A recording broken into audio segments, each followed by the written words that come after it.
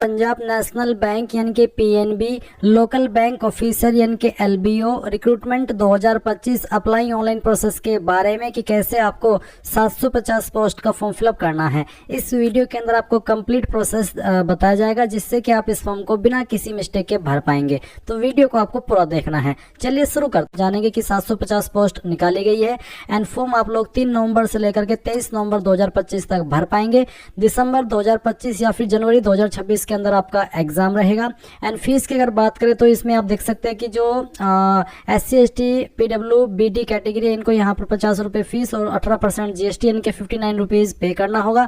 और जो बाकी कैटेगरी है इनको यहाँ पर GST को मिला करके 1180 रुपये पे करने होंगे। अब आप यहाँ पर ये भी जान सकते हैं कि कौन से स्टेट के अंदर किस कैटेगरी में कितनी वैकेंसी निकाली है और उस स्टेट में अप्लाई करने के लिए कौन सी लैंग्वेज आपको आना कंपलसरी है, वो भी आपको यहाँ पर देखने को मिल रहा है। फिर आप देखेंगे कि अप्लाई करने के लिए ग्रेजुएट प्लस 1 ईयर एक्सपीरियंस यानी कि ग्रेजुएशन आपके पास होनी चाहिए और 1 साल का एक्सपीरियंस भी आपके पास रहना चाहिए। एज लिमिट 20 से 30 साल के बीच रखी गई है और 1 जुलाई 2025 तक आपकी एज काउंट की जाएगी। यहाँ पर आप आपका जो सिलेक्शन प्रोसेस है उसके बारे में डिटेल देख सकते हैं। सैलरी आपको 48,480 रुपये से लेकर के 85,920 रुपये प्लस अलाउंसेस भी आपको दिए जाएंगे। अब आप इंपॉर्टेंट लिंक के सेक्शन से एक बार ऑफिशियल नोटिफिकेशन PDF के ऊपर क्लिक करके इस नोटिफिकेशन से और भी डिटेल्ड में जानकारी वेरीफाई कर लेना, जो कि मैंने अभी आपको यहाँ पर दी है। आप यहाँ पर पूरी की पूरी जानकारी इसमें देख सकते हैं। ये सभी इन्फॉर्मेशन चेक करने के बाद अगर आप इसमें इंटरेस्टेड है और आपका इसमें जो एलिजिबिलिटी क्राइटेरिया जो भी आपने देखा उसके अकॉर्डिंग आप अगर इसमें एलिजिबल पाए गए हैं तो आपको कैसे अप्लाई करना है वो जान लीजिए। आप इम्पोर्टेंट लिंक के सेक्शन में आएंगे और अप्लाई ऑनलाइन लिंक ओपन करेंगे। अब आपके सामने यहाँ पर ये वेबसाइट आ जाएगी जहाँ से आपको इसको फॉर्म को फिल करना है। गाइज अगर ये वेबसाइट आपके मोबाइल के अंदर ओपन नहीं हो रही है तो अपने फ़ोन को आपको लैंडस्केप मोड में चलाना है। लैंडस्केप मोड वो होता है जिससे कि आप मोबाइल में कोई गेम खेलते हैं या फिर वीडियो देखते हैं तो ये वेबसाइट मोबाइल में भी ओपन हो जाएगी, यानी कि आप मोबाइल से भी ये फॉर्म भर सकते हैं। अब आप यहाँ पर आने के बाद click here for new registration, इसके ऊपर क्लिक करना। इसके बाद आपके सामने कुछ ऐसा इंटरफेस आएगा। अभी आप यहाँ पर सबसे पहले आपका जो फर्स्ट नेम है 10th के सर्टिफिकेट के अकॉर्डिंग वो एंटर करना। इसको दोबारा डाल करके आप वेरीफाई कर देना। फिर मिडिल नेम है तो डाल देना, नहीं तो आप खाली छोड़ देना। उसके बाद में आपका जो भी लास्ट नेम है वो लास्ट नेम आप यहाँ पर एंटर करेंगे। लास्ट नेम को दोबारा डाल करके वेरीफाई कर देना है। ये सब डिटेल्स आपको अंग्रेजी के बड़े अक्षरों के अंदर ही भरनी है। फिर आप आपका मोबाइल नंबर डालेंगे जो कि आप रजिस्टर करना चाहते हैं। उस नंबर को दोबारा डाल करके कन्फर्म मोबाइल नंबर के अंदर वेरीफाई कर देंगे। अल्टरनेटिव नंबर के अंदर अगर आपका कोई सेकंड नंबर है या फिर कोई लैंडलाइन नंबर है वो आप दे सकते हैं, नहीं तो आप चाहते हो उस ऑप्शन को खाली भी छोड़ सकते हैं। फिर आप आपकी ईमेल आईडी यहाँ पर डालेंगे। ईमेल आईडी में @ से पहले जो कुछ भी आता है वो आप यहाँ पर टाइप कर देना और डोमेन नेम्स के ऊपर क्लिक करके आपको आपका डोमेन सेलेक्ट कर लेना है। जैसे कि मेरी ईमेल है gmail.com पर, तो मैं यहाँ पर gmail.com सेलेक्ट करूंगा। अगर आपके कोई अन्य डोमेन पर है तो आप वो यहाँ पर सेलेक्ट कर लीजिए। अगर इनमें वो न हो तो आप अदर्स को सिलेक्ट करके खुद से भर सकते हैं। इसके बाद आप अपनी ईमेल आईडी कंप्लीटली यहाँ पर डाल देंगे, कोई डोमेन नेम सेलेक्ट करने की आवश्यकता नहीं है। फिर सिक्योरिटी कोड डालेंगे और सेव एंड नेक्स्ट के ऊपर क्लिक करेंगे। अब आपके सामने यहाँ पर इस तरह का इंटरफेस आएगा। बेसिकली आपका जो रजिस्ट्रेशन है वो हो चुका है और आपको लॉगिन डिटेल आप मैसेज के माध्यम से भी और ईमेल के माध्यम से भी, इसके अलावा आपकी डिस्प्ले के ऊपर भी दिखाई देगी। आप यहाँ से भी स्क्रीनशॉट ले सकते हैं, ये इंपॉर्टेंट इन्फॉर्मेशन है। और साथ ही साथ आप इस स्टेप के अंदर आपका फोटो सिग्नेचर अपलोड करेंगे। एक तो आपके जो मोबाइल के अंदर या फिर आपके डिवाइस के अंदर जो फोटो अवेलेबल है वो आप अपलोड करना। इसकी जो गाइडलाइंस है वो आप यहाँ पर देख लीजिए कि किस तरह का फोटो होना चाहिए। फोटोग्राफ का डायमेंशन कितना होना चाहिए, साइज 20 से 50 KB के बीच में, ये सब इन्फॉर्मेशन आपको बहुत ही अच्छे से इसमें दी गई है। अब आप यहाँ पर ब्राउज के ऊपर क्लिक करना और जहाँ पर भी आपकी फोटो फाइल है वो सिलेक्ट करना, ओपन करना। आपका फोटो यहाँ पर इस तरह से आ जाएगा। फिर आप यहाँ पर एक लाइव फोटो भी कैप्चर करेंगे। आप इसको वेब कैमरा का इस्तेमाल करके भी कर सकते हैं या फिर क्लिक है टू स्कैन, इस QR कोड को स्कैन करके आप अपने मोबाइल से भी आपका लाइव फोटो कैप्चर कर सकते हैं। तो आप यहाँ पर जिस भी माध्यम का इस्तेमाल कर रहे हैं वही माध्यम सेलेक्ट कर लीजिए आपकी चॉइस के अकॉर्डिंग और फिर कैप्चर के ऊपर क्लिक कीजिए। उसके बाद यहाँ पर सेव के ऊपर क्लिक करना। आपने जो भी फोटो कैप्चर किया हो यहाँ पर इस तरह से आ जाएगा। उसके बाद आप यहाँ पर नीचे I confirm that this is my valid photos के ऊपर टिक करेंगे। अब आपको सिग्नेचर अपलोड करना है। सिग्नेचर का साइज 20 से 50 KB 10 से 20 KB के बीच में रहना चाहिए। तो चूज फाइल के ऊपर क्लिक करेंगे, जहाँ पर सिग्नेचर है फाइल सेलेक्ट करेंगे, ओपन करेंगे और इसके बाद यहाँ पर इस तरह से टिक कर देंगे और नेक्स्ट के ऊपर क्लिक करेंगे। इसके बाद गाइज आपके सामने बेसिक डिटेल आ जाएगी इस फॉर्म की। तो सबसे पहले पूछा है state you want to apply for, आप उस स्टेट को सिलेक्ट करेंगे जिस स्टेट के लिए आप अप्लाई करना चाहते हैं। तो यहाँ पर मैं इसमें देख पा रहा हूँ कि यूपी स्टेट मुझे दिखाई नहीं दे रही है, तो इसका मतलब यह है कि यूपी वाले कैंडिडेट यहाँ पर इसमें अप्लाई नहीं कर पाएंगे। बट आपको एक चीज़ और बता दूँ कि जब मैंने आपको नोटिफिकेशन दिखाया था तो उसमें मैंने आपको बताया था कि जिस भी स्टेट के अंदर आप अप्लाई करेंगे उसकी जो मैंडेटरी लोकल लैंग्वेज है वो आपको आनी ही चाहिए। मान लीजिए इसमें यूपी का ऑप्शन नहीं है, तो यहाँ पर इसमें देख सकते हैं अगर किसी स्टेट के अंदर हिंदी लैंग्वेज बोली गई है जिसमें कि हिंदी से आप अप्लाई कर पाए तो आप उसमें अप्लाई कर सकते हैं। बट मैं देख रहा हूं कि यहाँ पर इनमें कोई भी ऐसी स्टेट नहीं है जिसमें कि इंग्लिश हिंदी का ऑप्शन दिया हो ताकि आप उसमें अप्लाई कर सके। इसका मतलब जो हिंदी स्पीकिंग स्टेट है वो यहाँ पर इसमें अप्लाई नहीं कर सकते, सिर्फ इन्हीं स्टेट के कैंडिडेट अप्लाई कर सकते हैं जो कि यहाँ पर आपको मेंशन किया गया है। तो अभी आप क्या करेंगे, इनमें से जिस भी स्टेट के अंदर आपको अप्लाई करना है वो स्टेट आपको यहाँ पर सिलेक्ट कर लेना है। उसके बाद में उसकी जो भी लोकल लैंग्वेज है वो आप यहाँ पर देखेंगे वही आपको सिलेक्ट कर लेना है। अब इसी से संबंधित ये सवाल आपसे पूछा कि are you proficient in reading writing and understanding the specified local language of the applied state, यानी कि जिस स्टेट के अंदर आप अप्लाई कर रहे हैं जो उसकी लोकल लैंग्वेज है क्या वो आपको लिखनी पढ़नी और बोलनी और साथ ही साथ समझनी आती है।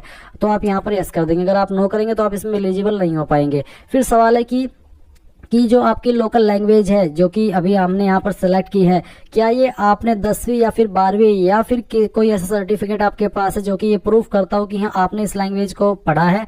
तो अगर आपने 10वीं के अंदर 12वीं के अंदर या फिर किसी हायर क्वालिफिकेशन के अंदर या फिर कोई इस लैंग्वेज से जुड़ा हुआ सर्टिफिकेट आपके पास है जो ये दर्शाता हो कि आपने इस लैंग्वेज में का कोई एग्जाम पास किया है तो आप यहाँ पर यस कर देना। ये भी कंपलसरी नहीं है आपके पास उसका सर्टिफिकेट होना। उसके बाद कैटेगरी, तो जो भी आपकी कास्ट कैटेगरी है जैसे कि जनरल या फिर ईडब्ल्यूएस या फिर ओबीसी या फिर एससी एसटी जो भी है वो आप सिलेक्ट कर लेना। उसके बाद में देखेंगे are you a person with benchmark disability of 40% and above, यानी कि आप विकलांग और आपकी विकलांगता 40% या उससे ज्यादा है। अगर हाँ तो यस, नहीं तो आप नो कर देंगे। फिर नीचे की तरफ आएंगे, ये ऑप्शन उन्हीं के सामने एक्टिव रहेंगे जो कि विकलांग वाले ऑप्शन में यस करते हैं। एक और सवाल है are you a person with specified disabilities, basically ये सवाल उनके लिए है जो कि एक स्पेशल आरपीडब्ल्यूडी एक्ट 2016 के अकॉर्डिंग लिखने में असमर्थ और उनको लिखने के लिए एक स्क्राइब चाहिए। अगर आप बिल्कुल ठीक ठाक है ऊपर वाले की दया से तो आप यहाँ पर इसमें नो कर देना। उसके बाद एक सवाल है कि क्या आप उस फैमिली से बिलोंग करते हैं जो कि 1984 दंगे के अंदर मारे गए थे। अगर हाँ तो यस, नहीं तो आप नो करेंगे। फिर क्या आप एक सर्विसमैन है, अगर है तो यस, नहीं तो यहाँ पर भी आपको नो करना है। इसके बाद are you a present employ of Punjab national Bank, क्या आप एक प्रेजेंट एम्प्लॉय है पंजाब नेशनल बैंक के। अगर है तो यस, नहीं तो आप नो कर देना। फिर पूछे have you earlier worked in Punjab national bank और any of its merged amalgam, basically पूछा है आपसे यहाँ पर कि क्या आपने यहाँ पर पहले पंजाब नेशनल बैंक के अंदर काम किया या फिर से जुड़े हुए बैंक के अंदर या फिर जो पंजाब नेशनल बैंक से जुड़ी हुई संस्था है उसमें आपने काम किया है। अगर हाँ तो यस, नहीं तो आपको नो करना है।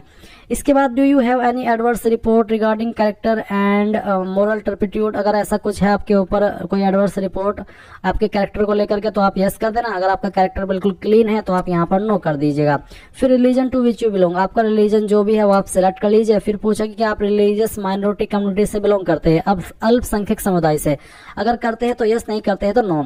उसके बाद नेशनलिटी में आप इंडियन सेलेक्ट कर लेंगे। उसके बाद फिर आप देखेंगे आईडी कार्ड फर्स्ट, तो आपको यहाँ पर ये जो आईडी है वो सिलेक्ट कर लेनी है। जैसे कि मैंने पैन कार्ड सेलेक्ट किया तो आप यहाँ पर पैन कार्ड का नंबर डाल देना। उसके बाद में दूसरी आईडी आपके पास जो भी है जैसे कि वोटर कार्ड या आधार वो आप सिलेक्ट कर लेना और उसका नंबर भी यहाँ पर डाल देना। फिर है I hereby voluntarily consent to use of my Aadhaar number at various stages of examination, यानी कि मैं यहाँ पर अपनी सहमति दे देता हूँ अपने आधार कार्ड को यूज करने के लिए एग्जाम के स्टेजेस पर, तो आप यहाँ पर यस कर देना। उसके बाद आधार कार्ड का नंबर डालना। फिर है स्टेट यूटी एनसीआर, कौन सी स्टेट के अंदर आप आपका एग्जाम सेंटर रखना चाहते हैं वो स्टेट आप सिलेक्ट कर लीजिए। इन्होंने वैसे तो यहाँ पर आपको यूपी या एमपी या फिर किसी अन्य स्टेट के अंदर अप्लाई करने का मौका नहीं दिया, बट जो एग्जाम है वो आप एग्जाम सेंटर किसी भी स्टेट के अंदर रख सकते हैं। तो यहाँ पर आपको सिलेक्ट कर लेना है पहले स्टेट फिर उसकी सिटी। अब आएगी पर्सनल डिटेल, तो आपकी जो भी डेट ऑफ बर्थ है वो आप सिलेक्ट करेंगे, पहले डे फिर मंथ और उसके बाद में जो भी आपका ईयर है वो आप यहाँ पर सिलेक्ट कर लेंगे। इसके बाद गाइज आप यहाँ पर देखेंगे नीचे जेंडर, तो आपको आपका जेंडर सेलेक्ट कर लेना है। उसके बाद पूछा कि आप जुड़वा भाई बहन है, अगर है तो यस, नहीं तो आप नो करेंगे। इसके बाद मैरिटल स्टेटस आपका क्या है वो आप सेलेक्ट कर लेना। फादर नेम डालेंगे, मदर नेम डालेंगे। अगर आपकी शादी हो चुकी है तो आप यहाँ पर जब स्टेटस सेलेक्ट करते हैं मैरिटल का, तो अनमैरिड के अलावा अगर कोई अन्य है तो आप यहाँ पर आपके पति या पत्नी का नाम भी दे सकेंगे। अब आएगा एड्रेस फॉर कॉरेस्पॉन्डेंस, यानी कि प्रेजेंट एड्रेस। तो जो भी प्रेजेंट एड्रेस है वो आप यहाँ पर लाइन 1, 2 और 3 के अंदर थोड़ा थोड़ा पार्ट आपके एड्रेस का डाल देना। डिस्ट्रिक्ट आपकी जो भी है वो डिस्ट्रिक्ट आपको यहाँ पर एंटर कर देनी है। ये डिस्ट्रिक्ट एंटर करने के बाद में आप देखेंगे स्टेट, तो आपको आपकी स्टेट सेलेक्ट करनी है। फिर आपका जो भी पिन कोड है वो भी आपको यहाँ पर डाल देना है। एक लाइन है नीचे परमानेंट एड्रेस के, same as address for correspondence, यानी कि अगर आपका प्रेजेंट एड्रेस और परमानेंट एड्रेस सेम है तो आप इस बॉक्स को टिक कर देना। अगर अलग है तो अनटिक करके अलग से परमानेंट एड्रेस भर देना। फिर आपको यहाँ पर आपके एड्रेस जो एप्लीकेशन फीस की स्लिप होती है, जीएसटी इनवॉइसिंग जिसको आप बोलते हैं, वो किस एड्रेस के ऊपर भेजना चाहते हैं, भिजवाना चाहते हैं, वो आप सिलेक्ट कर लेना। और उसके बाद इन सभी जानकारी को चेक करते हुए आप सेव एंड नेक्स्ट के ऊपर क्लिक करेंगे। अब आपके सामने यहाँ पर क्वालिफिकेशन, एक्सपीरियंस और लैंग्वेजेस का सेक्शन आ चुका है। आपकी क्वालिफिकेशन 23 नवंबर 2025 तक कंप्लीट हो जानी चाहिए। जिसकी इसके बाद में होगी वो एलिजिबल नहीं रहेगा अप्लाई करने के लिए। तो पहले आप यहाँ पर ग्रेजुएशन में सिलेक्ट करेंगे कि आपका कौन सा इसमें स्ट्रीम है या फिर सब्जेक्ट है। अगर इनमें है तो सिलेक्ट कर ले, नहीं तो अदर्स के ऊपर क्लिक करके खुद से भी आप यहाँ पर उसको डिसिप्लिन को, सब्जेक्ट को या स्ट्रीम को भर सकते हैं। इसके बाद आप देखेंगे डेट ऑफ पासिंग, तो आपको यहाँ पर बताना कि कब आपने इस क्वालिफिकेशन को पास कर लिया था। इस तरह से ये बताने के बाद में आपको यहाँ पर आपकी परसेंटेज डाल देनी है। अगर आपके नंबर सीजीपीए के अंदर है तो आप उनको परसेंटेज में कन्वर्ट करके यहाँ पर फिल करेंगे। उसके बाद आपकी क्लास या ग्रेड क्या है। जिनके 60+ परसेंटेज होते हैं वो फर्स्ट क्लास के अंदर आते हैं। जिनके 45 से लेकर के 59 के बीच में रहते हैं वो सेकंड क्लास, और जिनके 33 से लेकर के 45 के परसेंटेज के बीच में रहते हैं वो पास क्लास में आते हैं। तो बताई गई एक्सप्लेनेशन के अकॉर्डिंग जो भी आपकी क्लास है वो आप सेलेक्ट कर लेना। अगर आपके पास पोस्ट ग्रेजुएशन है तो उसकी जानकारी भी आप सेम वे में भर देंगे, नहीं तो आप बाकी की डिटेल्स खाली छोड़ दीजिए। फिर एक सवाल है, do you have minimum 1 year post qualification work experience in clerical officer कार्ड in any scheduled commercial bank और regional rural bank as listed in second schedule of reserve bank of India act. Basically कि आपके पास 1 year का experience है qualification complete करने के बाद में क्लरिकल कार्ड या फिर ऑफिसर कार्ड इन बैंक में जो यहाँ पर आरबीआई एक्ट के अंतर्गत आते हैं। अगर हाँ तो यहाँ पर यस करेंगे। बेसिकली आपके पास होना ही चाहिए, तभी आप इसमें फुल्ली एलिजिबल रहेंगे अप्लाई करने के लिए। यस करने के बाद आप यहाँ पर एक सवाल देखेंगे, प्रेजेंटली वर्किंग। अगर आप करंटली काम कर रहे हैं तो आप यस कर देना, नहीं कर रहे हैं तो आप नो कर देना, क्योंकि आपने पास्ट में किया है। तो आपको सिलेक्ट करना है कि किस तरह का आपका बैंक था, scheduled commercial bank, subsidiary of scheduled commercial bank या अदर, जो भी है वो आप सिलेक्ट कर लेना। उसके बाद में आपको यहाँ पर नेम ऑफ ऑर्गेनाइजेशन यानी कि बैंक अपना सिलेक्ट करना होगा किसके अंदर आपने काम किया है। उसके बाद किस लेवल पर क्या है, कार्ड या फिर क्लरिकल, वो आपको सेलेक्ट करना है। किस डेट से आपने एक्सपीरियंस स्टार्ट किया था वो आप यहाँ पर इस तरह से सिलेक्ट कर लेंगे, और कब तक आपने किया था वो भी आपको यहाँ पर इस तरह से सिलेक्ट कर लेना है। ये सिलेक्ट करने के बाद में आप यहाँ पर देखेंगे आपका नेचर ऑफ ड्यूटीज, किस तरह का आप काम करते थे वो थोड़ा सा नेचर आप यहाँ पर बता देना। शॉर्ट में क्यों आपने जॉब छोड़ी, आपका कोई भी जो भी रीजन है, छोटा मोटा वो रीजन है, आप यहाँ पर डाल देना। और उसके बाद में आप यहाँ पर इसमें नीचे की तरफ आएंगे और लैंग्वेज नोन की जानकारी भरेंगे। तो जैसे कि गुजराती यहाँ पर है, आपको ये पढ़नी आनी चाहिए, लिखनी आनी चाहिए और बोलनी आनी चाहिए, तो आप इन तीनों को ऑन कर देंगे। जिस भी स्टेट के अंदर आप अप्लाई कर रहे हो उस स्टेट की जो यहाँ पर ऑफिशियल या फिर मैंडेटरी लैंग्वेज है वो आपको देखने को मिलेगी। उसके बाद में जो आपको सेकंड लैंग्वेज आती है वो लैंग्वेज आप यहाँ पर लिखेंगे और बताएंगे कि मुझे इस तरह से ये चीज़ें आती है। कोई तीसरी लैंग्वेज भी आपको आती है वो भी आप यहाँ पर लिख देंगे, और उसका जो स्टेटस है वो भी आप इस तरह से ऑन करके बता देंगे। उसके बाद आप यहाँ पर सेव एंड नेक्स्ट के ऊपर क्लिक करेंगे। अब आपके सामने यहाँ पर आपके फॉर्म का प्रीव्यू आ चुका है। जो भी जानकारी आपने शुरू से लेकर अभी तक भरी है वो सभी आप यहाँ पर चेक करेंगे, और चेक करने के बाद यहाँ पर आई एग्री इसके ऊपर क्लिक करेंगे और कंप्लीट राशन इसके ऊपर क्लिक करके यहाँ से ओके कर देंगे। अब आपको गाइज यहाँ पर इसमें जो कुछ डॉक्यूमेंट्स भी अपलोड करने हैं। पहला है लेफ्ट थंब इंप्रेशन, यानी कि बाएं अंगूठे का निशान जिसका फॉर्मेट जेपीईजी या फिर जेपीजी का रहना चाहिए। और आपको और क्या क्या चीज़ें ध्यान में रखनी है ये करते समय आप देख सकते हैं। डायमेंशन कितना हो, 3x3 सेंटीमीटर का रहना चाहिए, साइज 20 से 50 KB के बीच में। तो आप चूज फाइल के ऊपर क्लिक करेंगे और जहाँ पर भी आपका थंब इंप्रेशन है वो आपको यहाँ पर सिलेक्ट करना है, इसको ओपन करना है। उसके बाद में इस तरह से आ जाएगा, फिर आप इसको ओके कर देना। फिर आएगा हैंड रिटन डिक्लेरेशन, इसमें आपको क्या लिखना है वो भी आप जान लीजिए। अगर आप यहाँ पर इसमें देखेंगे तो एक लाइन है ये वाली लाइन आपको लिखनी है। ये लाइंस आपको जो मैंने इस वीडियो के डिस्क्रिप्शन में हमारी वेबसाइट का लिंक दिया है यहाँ पर भी मिल जाएगी। आप ये लिंक जब ओपन करेंगे तो ओपन करने के बाद में आपको यहाँ पर हैंड रिटन डिक्लेरेशन के नाम से एक हेडिंग मिलेगी। आप यहाँ पर ये एज इट इज जो चीज़ें यहाँ पर दी गई है इसको एक कोरे कागज के ऊपर लिखेंगे। इसमें बेसिकली मेरे पास एडवांस डिक्लेरेशन है, वैसे दोनों में कोई इशू नहीं है, आप ये वाला भी यूज कर सकते हैं और ये वाला भी यूज कर सकते हैं, जिसमें कि बस आपको आपका नाम लिखना होगा इस जगह पर, बाकी की लाइन सेम लिखनी है और फिर उस इमेज को स्कैन करके यहाँ पर अपलोड करना होगा। तो जहाँ पर भी आपकी फाइल है हैंड रिटन डिक्लेरेशन की वो सिलेक्ट करना, इस तरह से वो आपके सामने आएगी, फिर आप इसको ओके कर देना। उसके बाद आता है पोस्ट को educational qualification work experience document. Basically जो आपका एजुकेशनल क्वालिफिकेशन वर्क एक्सपीरियंस का डॉक्यूमेंट है वो आपको अपलोड करना है। फॉर्मेट पीडीएफ का रखा है, सिंगल पीडीएफ के अंदर। तो इसमें अगर आप इमेज में रखे हैं इमेज को, तो आप इसको पीडीएफ में कैसे बनाएंगे वो जान लीजिए। तो गूगल के अंदर आना, सर्च करना इमेज टू पीडीएफ, फिर कन्वर्ट जेपीजी टू पीडीएफ, इसके ऊपर क्लिक करना और जो भी आपके सर्टिफिकेट है वो आपको सिलेक्ट कर लेना है। आप एक भी सिलेक्ट कर सकते हैं और मल्टीपल भी सिलेक्ट कर सकते हैं। जैसे आप सिलेक्ट कर लेंगे तो सिंगल क्लिक के अंदर आपकी फाइल पीडीएफ के अंदर बन जाएगी, वो फिर आपको यहाँ पर अपलोड करनी होगी। यहाँ पर है post educational qualification work experience certificate. Basically यहाँ पर आपको एक्सपीरियंस सर्टिफिकेट अपलोड करना है। नीचे आप देखेंगे एजुकेशनल क्वालिफिकेशन डॉक्यूमेंट, जिसमें कि आप 10th marksheet PDF, 12th marksheet PDF, year wise, semester wise, consolidated marksheet and degree certificate. Uploading graduation certificate is mandatory, यानी कि आपको 10वीं की मार्कशीट भी, 12वीं की मार्कशीट भी और जो भी आपके रिलेटेड डॉक्यूमेंट्स है वो सभी आपको यहाँ पर सिंगल पीडीएफ के अंदर अपलोड करना है। साथ ही जो ग्रेजुएशन सर्टिफिकेट है वो भी उसमें इंक्लूड होना चाहिए।